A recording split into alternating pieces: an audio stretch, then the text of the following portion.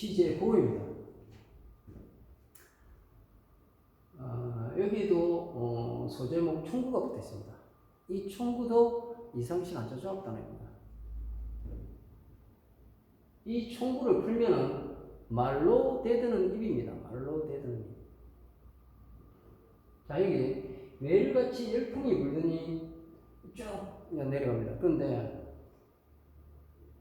여기서 열풍이 나오죠. 앞서 제가 어감도 제목 설명할 때 설명드린 열풍이 나옵니다. 그런데 이건 줄지열별입니다. 줄지열별. 이 줄지열별은 자연의 바람이 아니고 사회적 현상이라고 말씀드렸죠. 사회적으로 일어나는 어떤 현상, 유행 뭐 이런 거죠. 그러면 여기에 줄지은 바람이 무엇을 의미하냐? 1930년대 당시에 앞서 이상이 말했던 1931년, 32년도에 줄지어 조선민족에 불어오는 사회적 현상이 뭐냐? 민족 말살 정책, 경제 수탈, 인력 수탈 등 여러 가지가 있겠지만 그 중에서도 민족 말살 정책, 민족 말살이 뭐였습니까? 조선 사형금지, 한국 식민화, 식민사관, 신사참배, 동방요배, 일본군 위안부 여러 가지가 있었겠죠. 그 장시개명 강제적으로 하지는 않았습니다만 그런 것들이죠. 그런 것들이 줄지어서 불어온다는 거죠. 그런데 그 불어오는 조선민족 말살 정책 중에서 여기 입으로 대드는 말로 대드는 입이라는 저 구제에 보면 이것은 조선어 사용금지에 대한 저항을 요구하고 있습니다. 그런데 이 열풍을 저 한자를 뜨거운 열로 바꿔서 뜨거운 바람으로 해서 이 내용의 이 시를 이상 자기 행위하는 것을 시로 쓴 것이다라고 하신 학자분들, 평론가분들 있으시죠. 특히 여기 무슨 나는 쓰는 쏘르키 쏘리로다 이런 게 사정의 순간을 얘기한다. 오독은 무서운 것입니다.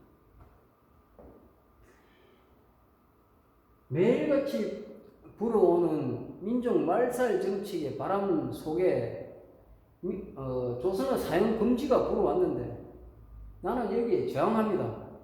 그런데 이 저항한다는 것이 총탄처럼 쏘는데 조선말을 쏘는데 그걸 그렇다고 그것에 의해서 제국주의 일본이 명하는 것도 아니고 실제 대포나 총을 쏘는 것도 아니고 너무나 무력하다는 거죠. 그러나 여기서 얘기합니다. 나는 내 소화기관의 묵직한 충신을 느끼고 내 다물은 입에 매끈한 총구를 느낀다. 이 이야기에서 이건 뭐냐면 내 내장이 충신이고 내 입이 총구면은 바라지님이 뭡니까? 총을 쏘는 바라지님이 있잖아요. 항문이죠, 항문. 똥물을 뱉어주겠다. 조선을 못하게 하는 제국주의 일본에게 똥물을 뱉어주겠다는 이야기입니다. 이 이야기. 그런데 현실적으로는 나는 눈을 감으면 한방 총탄 대신에 내가 저항하려고 했던 그 총탄 대신에 나는 참 나의 그 무엇을 내어 배웠느냐. 제대로 저항하지 못했던 고백을 하는 것이 참담한 현실을 얘기합니다. 자괴감을 얘기합니다.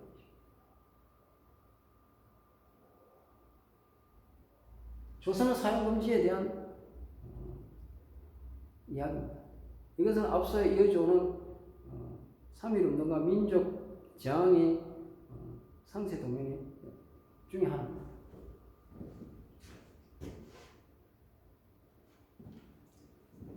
시제 시포입니다. 자, 여기도 나비라는 소제명이 붙어 있습니다. 이 나비 역시 한글이지만 이상식 한자조합단입니다. 이것을 유사단어까지 쭉 추적해 가면 그 의미가 피 흘리는 여성이라는 것이죠. 그 궁극적으로 이 이야기는 피 흘리는 조선민족 여성입니다. 자, 그건 참고 자료로 제가 제시합니다. 그리고 찢어진 벽에 죽어가는 나비를 본다. 그것은 육에 낙엽되는 비밀한 통합다. 어느 날 그 가운데 수염의 중간은 나비를 본다. 본다. 본다는 목격하다. 목격하다는 겁니다. 뭘 목격했느냐? 어느 날 거울 가운데 수염의 중간 나비를 본다는 이 거울은 조선민족 여성이 사용하는 거울입니다. 1930년대부터 그렇겠죠. 그런데 그 거울 가운데 수염이 있다. 그러면 이 조선민족 여성의 삶을 지배하는 것은 수염이라는 얘기입니다. 그게 수염이 뭐냐? 강제한일합군이 되고 나서 첫 번째 총독부터 마지막 총독까지 모두 콧수염을 길렀습니다. 그리고 일본왕 히로히토 역시 세자 시절 때부터 콧수염을 길렀습니다. 제국주의 일본 지배계층 남자들 거의 대부분이 콧수염을 길렀습니다. 권력과 권위의 상징처럼 콧수염을 길렀습니다. 그 콧수염이 거울 가운데 조선민족 여성이 사용하는 거울 가운데 있으면서 나비를 죽어가게 합니다. 조선민족 여성을 죽어가게 한다는 것입니다. 일본군 위안부를 얘기합니다. 일본군 위안부. 그래서 이상이 어떻게 얘기합니까? 통화부를 손바닥으로 꼭 막으면서 내가 죽으면 앉았다 이랬을 때 기나도 날아가리라 이렇게. 즉, 저 통화부는 제국주의 일본 왕을 얘기합니다. 조선의 모든 비극과 불행은 제국주의 일본 왕의 주둥이에서 나온 명령 때문에 일어난다고 이상이 얘기하고 있는 것입니다. 그래서 그 명령을 한 일본 왕의 주둥이를 막아 죽이고 자기도 함께 죽겠다는 것이죠. 결사항전을 얘기합니다. 이상이 가장 격렬하게 분노했던 것이 이 일본군 위안부인 것 같습니다. 결사항전을 여기서 선언합니다. 이 당시에 이상은 조선 총독부에 근무하고 있었습니다. 이 일본군 위안부가 시작된 게 1932년입니다.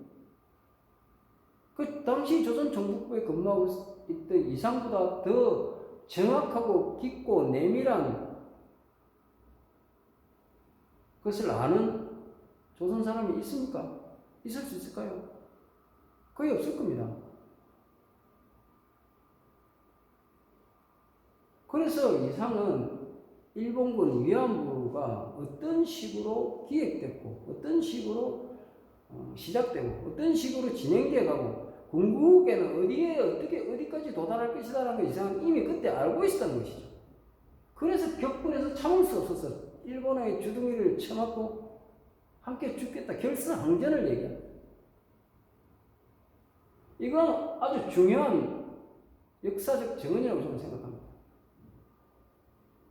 그래서 마지막 행에 이렇게 끝납니다. 이런 말이 결코 밖으로 새어나가지 않게 한다. 그렇죠. 내가 일본 왕이 주둥이를 쳐맞고 함께 죽겠다. 이렇게 지금 선언했는데 이게 밖으로 새어나가면 안 되죠. 그래서 밖으로 새어나가지 않게 한다. 이것이 왕도 10호입니다. 이게 전쟁입니다. 이게 전쟁 아닙니까? 1인 전쟁 아닙니까?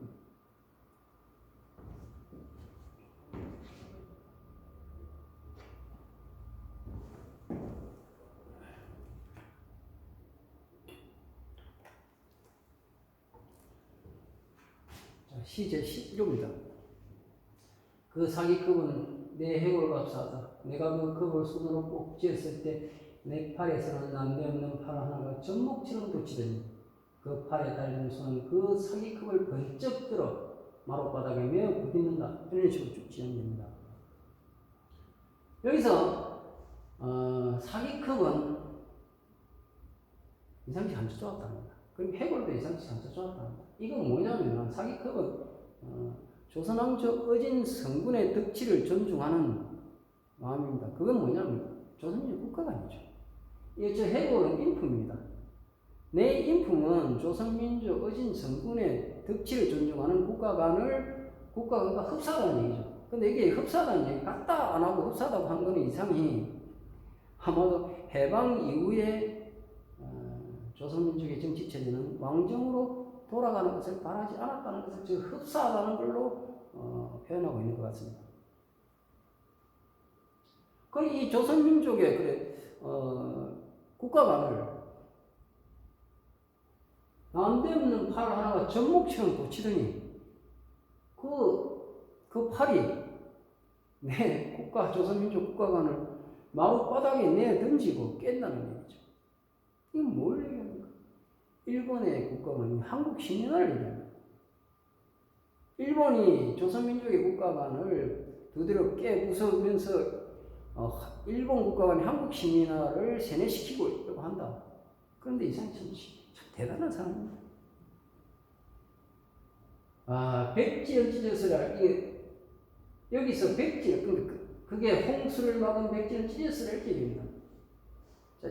제국주의 일본의 한국 식민화 국가관을 전복처럼 이어붙이려고 하는 홍수는 조선종이 하나가 막을 수 있는 것이다. 가소롭다. 제국주의 일본이 홍수처럼 밀려오면서 조선민족의 국가관을 한국 식민화로 전목해 세뇌해서 바꾸려고 하지만 그따위 것은 조선종이 하나를 막을 수 있는 가소로운 것이다. 라고 얘기하고 있는 거죠. 그러면서 항상 얘기하죠. 조선민족에게 이야기합니다. 다시 각성하랍니다. 내 팔이 움직였던 데를 홍수를 막은 백지는 찢었어야 돼. 자, 일본의 세뇌는 가소롭지만 조선민족이 그 세뇌에 조금이라도 흔들리면 홍수를 막고 있는 백지는 찢어서 조선민족을 멸망하고 말 것이다. 라고 조선민족에 각성하라는 이야기를 또 합니다. 그런데 결론은 그러나 네팔은 여전히 그 사기급을 사수한다입니다. 조선민족의 국가관을 사수한다는 것이죠. 여기까지가 앞서 3.1운동에 이어지는 조선민족의 저항을 보여주는 상세 도면의 마지막입니다.